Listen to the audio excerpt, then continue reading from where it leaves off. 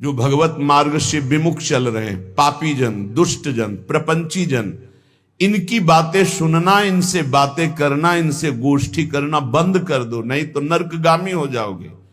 जो दूसरे की निंदा करते हैं, दूसरे की निंदा सुनते हैं, दूसरे की निंदा का अनुमोदन करते हैं, तीनों को बराबर दंड मिलता है।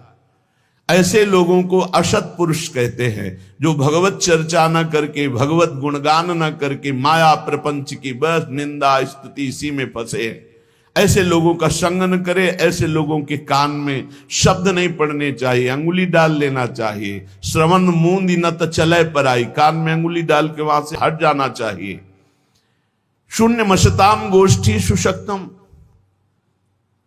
प्रायः ये बातें बहुत अच्छी लगती हैं। जब किसी की निंदा होती है ना, तो मलिन अंतःकरण बहुत गौर से सुनता है, और जब सत्संग होता है ना, तब प्रपंच की याद आती है, भागता है मन संसार में।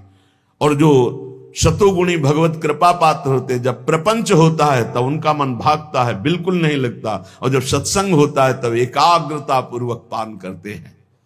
इसलिए शून्य मशताम गोष्ठीषु, ये जो दुष्ट जन है, जो कुसंगी जन है, जो दूसरे की निंदा करते हैं, अरे कहां भगवत आनंद की रसानुभूति करने के लिए मानव देह मिला है, और कहां ऐसे गंदे लोगों का संग करके जो दूसरों की अवहेलना, दूसरों की निंदा, पूरा जीवन केवल इसी बात में है। सतमार्ग ग्रहण करो, सच्चाई से चलो, नाम जप करो, विश्व में अपने आप तुम्हारी कीर्ति हो जाएगी। निंदा करने से, अपमान करने से, विरोध करने से तुम्हारा पतन हो जाएगा। समय का इंतजार करो। असत मार्ग में चलते हो दंड मिलेगा, सत मार्ग में चलते हो भगवान मिलेंगे। समय का है। जब तक समय, भगवान ने पांडवों को यही कहा था कि तुम सर्वसमर्थ हो, तुम 12 वर्ष वनवास और 1 वर्ष अज्ञातवास के योग्य नहीं हो, पर मैं तुम्हें सलाह देता हूं, समय है, काट लो।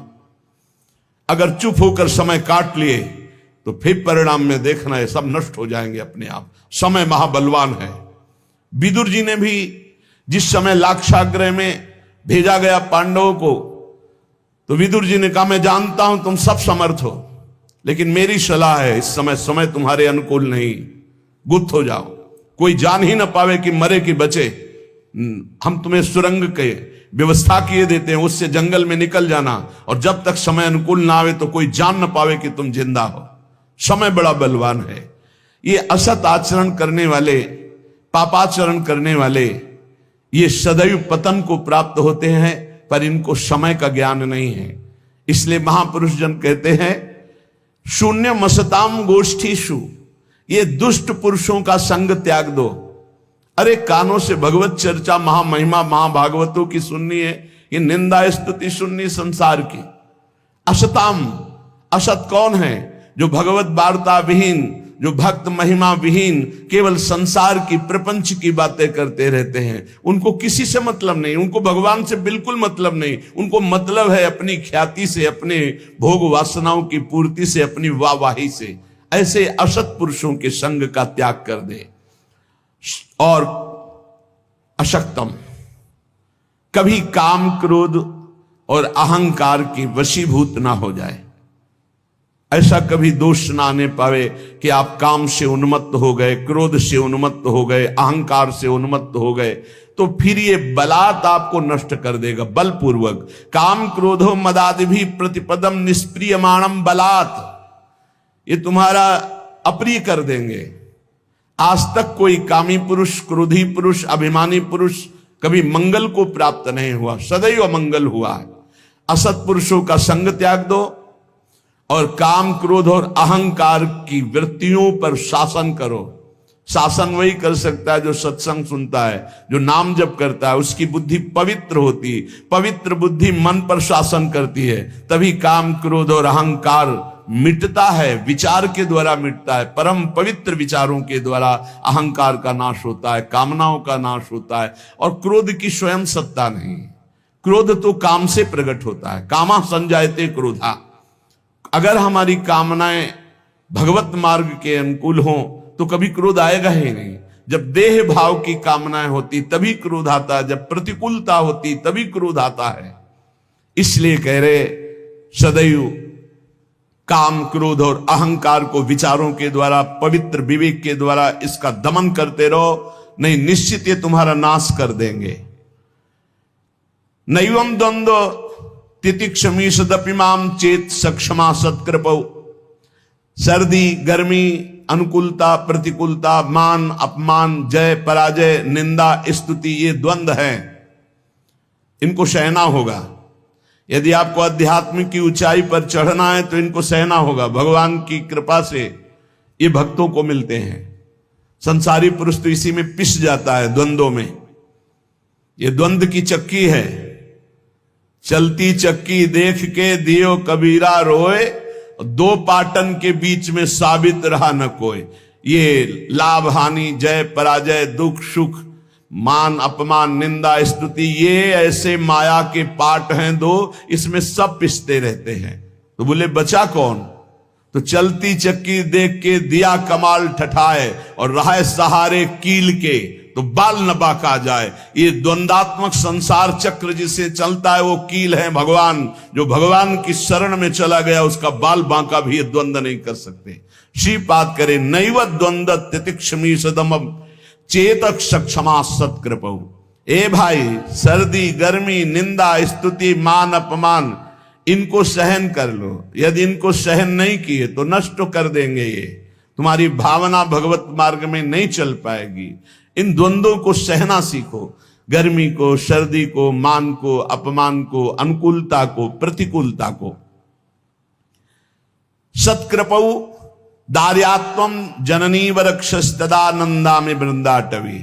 मुझे विश्वास है कि वृंदावन मां की तरह रक्षा करता है, इसलिए ना मैं काम क्रोध पर विजय प्राप्त कर पाया, ना मैं द्वंद्वों को सह पाया, ना मुझे धर्माधर्म का विचार है, और ना ही मैं असत पुरुषों की संगोष्ठी छोड़ पाया। पर फिर भी विश्वास है कि मैं सब तज करके वृंदावन आया हूं। पूर्व का जीवन ऐसा रहा तो भी वृंदावन मुझे क्षमा करके भगवत प्राप्ति करा देगा। अर्थात श्रीपाद कह रहे भाव है कि जिसके इतना भी विवेक नहीं कि धर्म क्या अधर्म क्या, जो गंदे लोगों का संग करता रहा है, जो कामी रहा है, क्रोधी रहा है, अहंकारी रहा है, जो हर द्वंद्वों में पिसता रहा है, वो भी यदि वृंदावन आ जाए, सत्संग सुने और रसिकों का संग करे तो वो भी भगवत प्राप्ति का अधिकारी हो जाएगा। पूज्य महामहिम श्री तुकाराम जी महाराज, श्री तुकाराम जी महाराज की बड़ी उच्च कोटि की स्थिति प्रभु श्री हरि में थी। अमोघ संत श्री तुकाराम जी जिस समय भजन मार्ग में आगे बढ़े, अभ्यास चल रहा है भजन का, तो एक प्रबल इच्छा जागृत हुई, भगवान कब मिलेंगे। ये बहुत बड़ी स्थिति होती है जब किसी के हृदय में ये पीड़ा होने लगती है कि भगवान कब मिलेंगे। कोई विशाल हृदय ऐसा जिसके हृदय में एक बात आ गई, हाय मेरा आज का भी दिन गया, भगवान कब मिलेंगे। हाँ, तड़पन प्रकट हो जाना, क्या भगवान मुझ पर कृपा करेंगे। ये जितनी बातें हैं ये सच्चे भजन करने वालों के हृदय में आने लगती हैं। क्या भगवान मेरे भजन को देख रहे हैं? क्या वो मेरी ये लाज रखेंगे कि मुझ जैसे अधम को भी प्रभु मिल जाएंगे, मुझे भगवत साक्षात्कार हो जाएगा। अत्यंत अधीर हो गए, अत्यंत अधीर हो गए। क्या मेरा उद्धार हो पाएगा? क्या श्री हरि मुझ पर अनुग्रह करेंगे? क्या पांडुरंगा मुझे दर्शन देंगे? क्या पांडुरंगा ऐसे किसी महात्मा का दर्शन कराएंगे जिसको भगवत साक्षात्कार हो गया है? क्या भगवान मुझ पर संतुष्ट हैं? उनका चित्त ये बातें सोच सोच कर विकल होता कि ना भगवान का साक्षात्कार हुआ, ना ऐसे महात्मा का हमें साक्षात्कार हुआ जिनको भगवान मिल गए हैं। मेरी बुद्धि स्थिर कब होगी? मैं भगवान के रहस्य को कब जानूंगा? क्या शरीर छूटने से पहले ही पांडुरंगा का दर्शन हो जाएगा, विठ्ठल भगवान का? जब दर्शन होगा तो मैं उनके चरण पकड़ लूंगा, उनके चरणों में लूटूंगा। गदगद कंठ होकर रोने लगते, कहते ये कब होगा, ऐसा कब होगा? मेरे सामने प्रभु होंगे, मैं उनके चरणों में लौट जाऊंगा, रोऊंगा बार बार, और वो मुझे करुणा करके फिर उठाकर अपने हृदय से लगाएंगे। और तुकाराम जी रोने लगते। ये देखो भक्तों का सुख, क्या विचार चल रहे हैं, उनके विचार कहां हैं। यही भजन की उन्नति है, जब विचार हमारे ऐसे चलने लगे।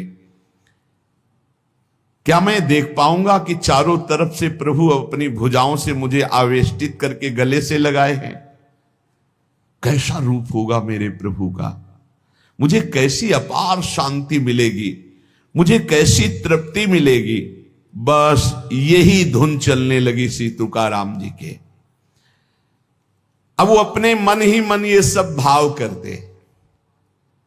एक दिन एक भाव बड़ा दृढ़ हो गया इन भावों में से, कि मुझे ऐसे संत पुरुष का दर्शन मिले जिन्होंने भगवान का साक्षात्कार किया हो, जिसने प्रपंच का पूरा बही खाता ही उड़ा दिया हो, कोई प्रपंच नहीं, एकमात्र भगवान में लीन। क्या ऐसे संत मुझे मिलेंगे? तुकाराम जी के हृदय में प्रबल लालसा। जितने पद लिखे थे, पीछे आपने सुना था कि इंद्राणी जी में बहा दिए, लेकिन एक भी शब्द गीला नहीं हुआ। जेव कते विठ्ठल भगवान अपने पास उस वाणी को उठा लिए। तुकाराम जी ने कसम खाई, जिंदगी में कभी किसी के आगे हाथ नहीं फैलाऊंगा और किसी का प्रतिग्रह नहीं स्वीकार करूंगा। अगर स्वीकार करूं तो मुझे पाप लगे। शपथ है, मैं कभी किसी का प्रतिग्रह नहीं लूंगा। और घर जाना छोड़ दिया। एकांत में बैठकर विठ्ठल विठ्ठल। कुछ लोग निंदा करने लगे, धर्म का ज्ञान नहीं है, अपने धर्म का त्याग कर विठ्ठल विठ्ठल बोलते रहते। एकांतवास और वायुवेग से समस्त ग्रंथों का अध्ययन। वायुवेग माने बहुत तीव्रता से, फंसना नहीं। हर ग्रंथ देखते सार बात क्या है, सार बात क्या है, सार बात हरि भजन है।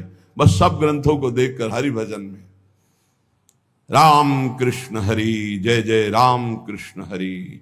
कभी इसी का जप करते, कभी इसी का कीर्तन करते, कभी सुमिरन करते। हा पांडुरंगा, हा विश्वात्मा, ऐसे पुकार पड़ते तुकाराम जी। कभी कभी कहते हैं, कौन बतावे मेरा पांडुरंगा कैसे मिलेगा, कहां मिलेगा, कैसे दर्शन होंगे।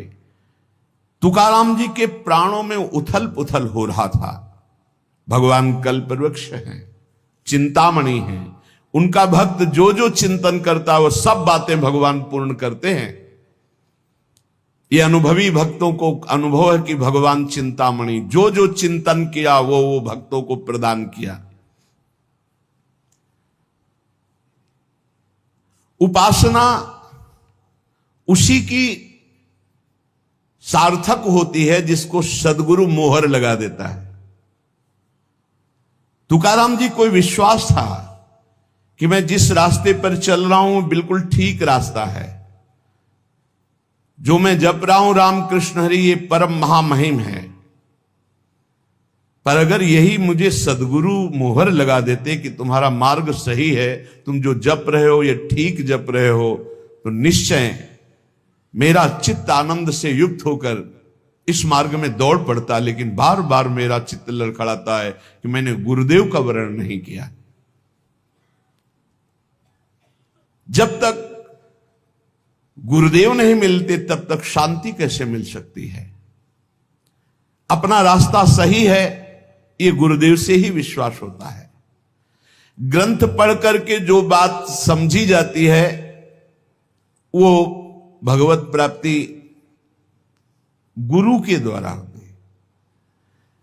ग्रंथ पढ़ करके ज्ञान के द्वारा माया का नाश नहीं किया जा सकता। इसलिए उपनिषद भी कहते हैं, नायमात्मा प्रवचनेन लभ्या न मेधया न बहुना श्रुतेन। जहां बुद्धि नहीं पहुंच पाती उस पद का साक्षात्कार गुरु कृपा से होता है, पढ़ने लिखने से नहीं होता। कि हम उपनिषद पढ़ लिए तो तत्व ज्ञानी हो गए, तत्व बोध प्रायसा नहीं। मोक्ष मूलम गुरु कृपा। स्वानुभव प्राप्त साक्षात्कार किए हुए महात्मा का अगर एक क्षण का समागम हो जाए तो परमार्थ की सारी विद्याएं अपने आप प्रकाशित हो जाएं। तुकाराम जी उसी समय का इंतजार करते हुए समय व्यतीत करने लगे जब मेरे सदगुरुदेव मुझे ढूंढ लेंगे या मैं सदगुरुदेव को ढूंढ लूंगा। उस समय का इंतजार कर रहे। तुकाराम जी कहते हैं कि सदगुरु कृपा के बिना कोई भी परमार्थ में आज तक सिद्ध नहीं हो पाया है। बिना गुरु चरण कृपा के, बिना रज के ये तमोगुण का नाश, अहंकार का नाश नहीं होता, निर्मल ज्ञान उदय नहीं होता। आत्मज्ञान उसी को प्राप्त होता है जो गुरु निष्ठावान होता है, जिससे जड़ चेतन ग्रंथ का भेदन होकर जीवन मुक्त महापुरुष होता है। वो केवल गुरु कृपा से ज्ञान होता है, वो पढ़ने लिखने से नहीं होता है। समग्र वेद शास्त्र पढ़ डाले, योग आदिकों का खूब अभ्यास कर ले, कभी उसको सफलता नहीं मिलेगी जब तक गुरु कृपा नहीं होगी। कमाई तो अपने ही परिश्रम से होती है, पर मोहर गुरु कृपा से लगती है। भगवान के दरबार में उस तपस्या, उस स्वाध्याय, उस योग, उस ज्ञान का कोई मूल्य नहीं है जिस पर गुरु कृपा की मोहर नहीं लगी। वो सिक्का नहीं चलेगा। चाहे जितनी साधना कर लो, चाहे जितना शास्त्र स्वाध्याय ज्ञानी बन जाओ। श्री तुकाराम जी महाराज, भगवान के दरबार में उसका कोई मूल्य नहीं होता जब तक गुरु की मोहर नहीं लगती। अत्यंत सूक्ष्म और विशुद्ध बुद्धि के द्वारा जो ज्ञान प्राप्त होता है वो गुरुदेव की कृपा से, अत्यंत शुद्ध सूक्ष्म विशुद्ध बुद्धि जो होती वो गुरु कृपा से होती है।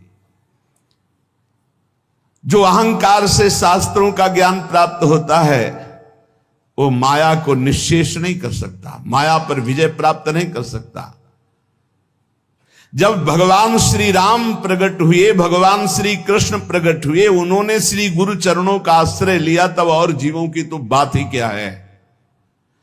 वेद शास्त्र पुराण और संत सब इस विषय में एक मत हैं। श्रुति की आज्ञा है, शाब्दे परे च निष्णातम ब्रह्मण्युपसमाश्रयम। जो वेद शास्त्र पुराणों की व्याख्या में निपुण है और ब्रह्मनिष्ठ, जो स्वरूप का साक्षात्कार किए हुए हैं, ऐसे सदगुरु की प्राप्ति बड़ी दुर्लभ है।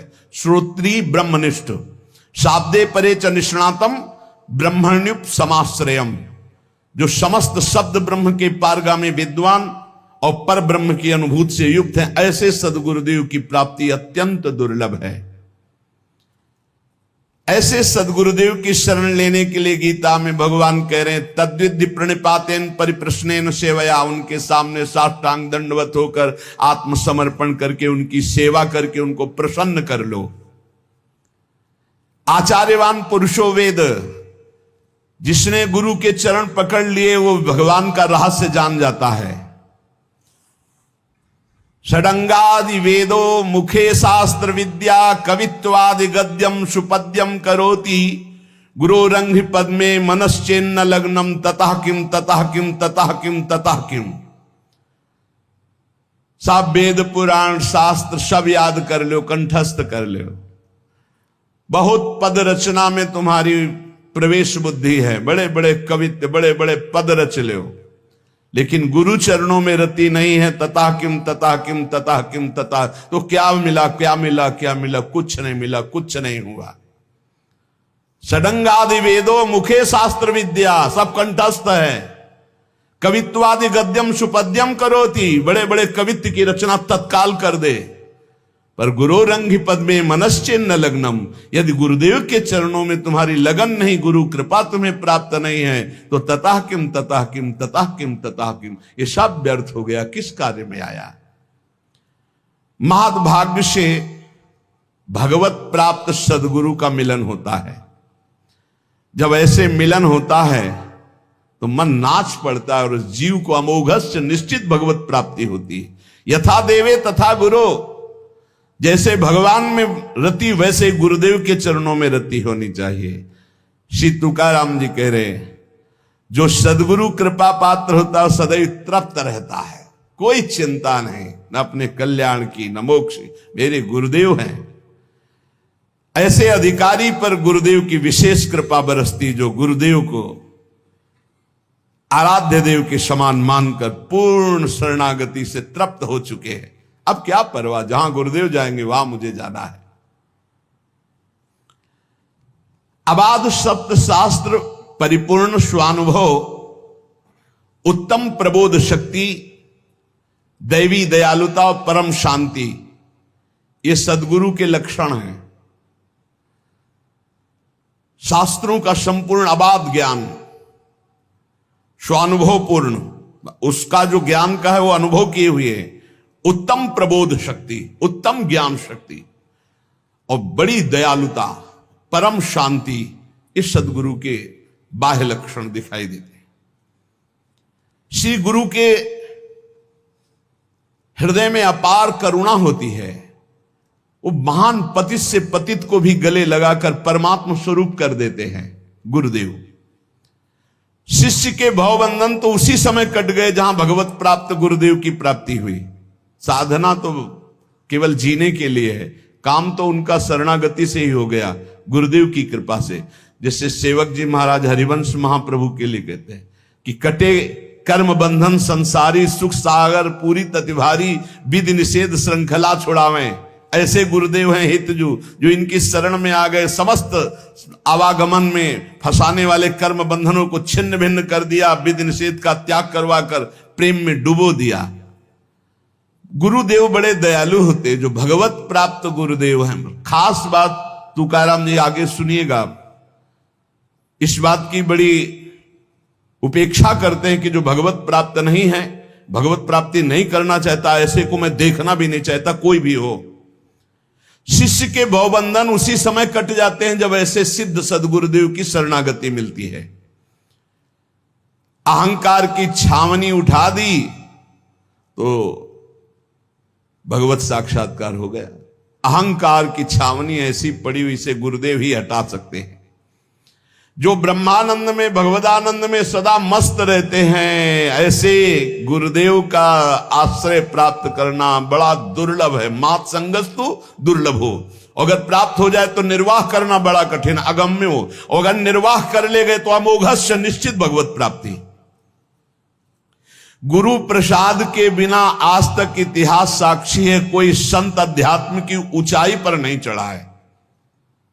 एक भी कोई ऐसा संत नहीं है जो गुरु कृपा का आश्रय न लिए हुए हो और ऊंचाई पर चढ़ गया हो। वो बोलना ऊंचाई नहीं, आगे यहां देखो पीछे बोला षडांगादि वेदों मुखे शास्त्र विद्या, सब शास्त्रों का ज्ञान है, षड शास्त्रों का ज्ञान, वेदों का ज्ञान, और मुख में विद्या। आप प्रश्न करो,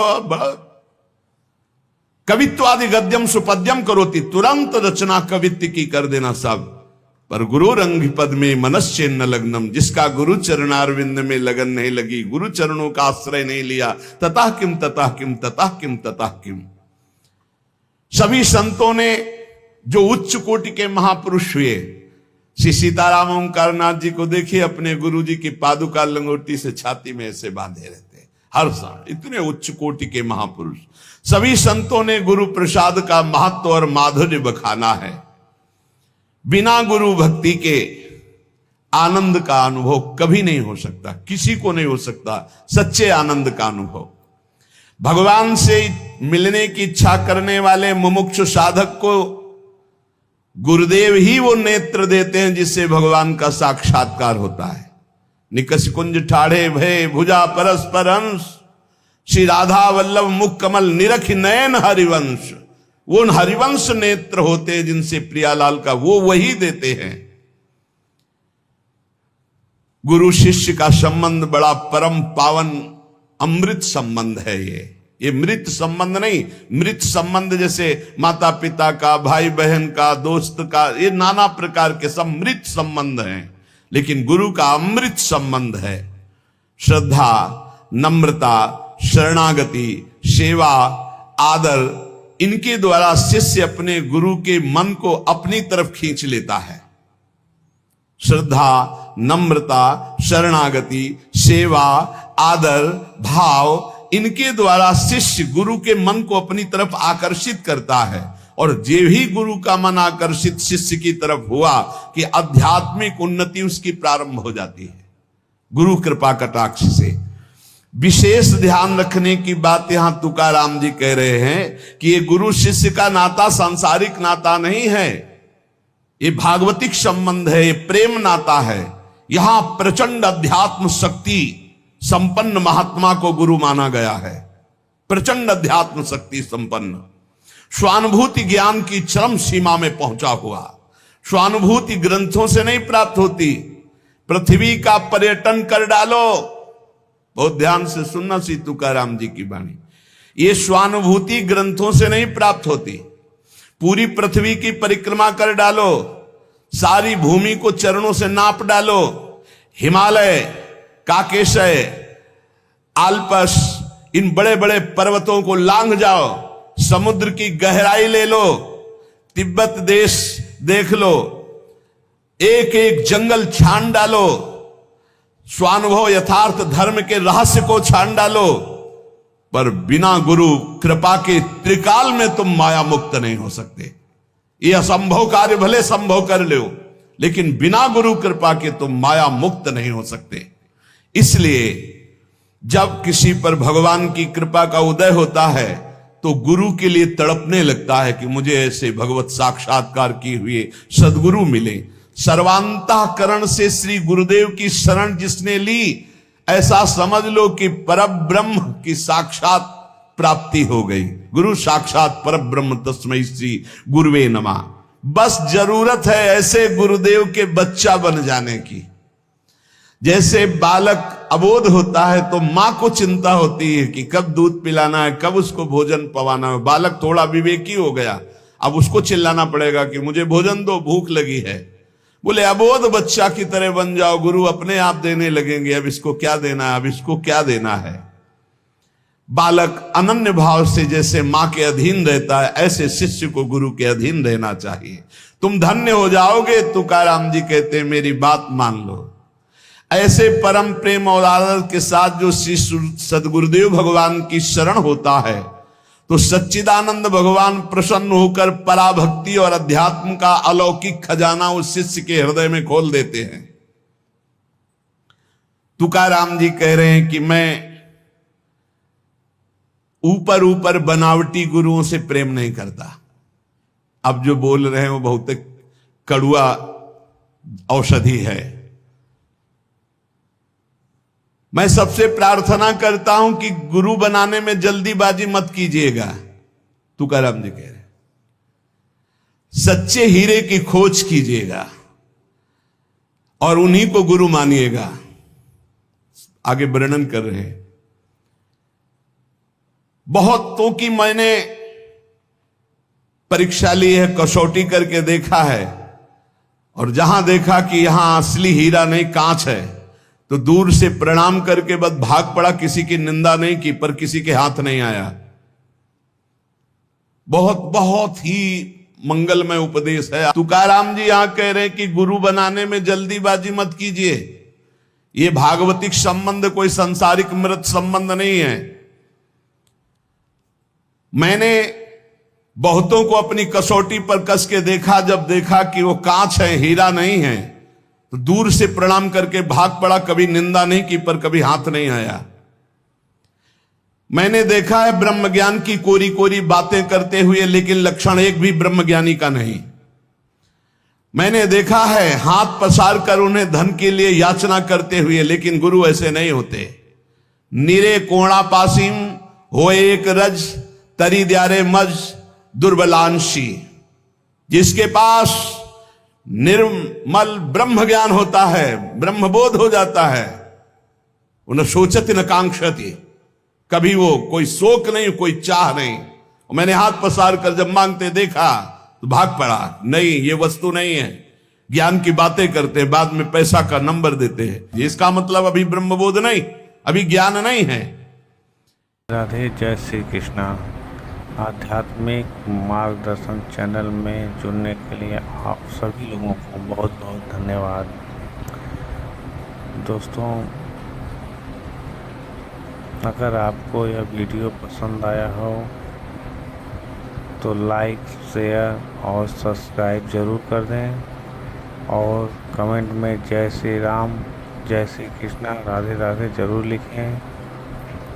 और यूट्यूब परिवार को भी मेरे ओर से बहुत बहुत धन्यवाद। जितने हमारे सब्सक्राइब भाइयों हैं उन सभी लोगों को बहुत बहुत धन्यवाद। जय श्री राधा रानी, जय श्री राधे राधे।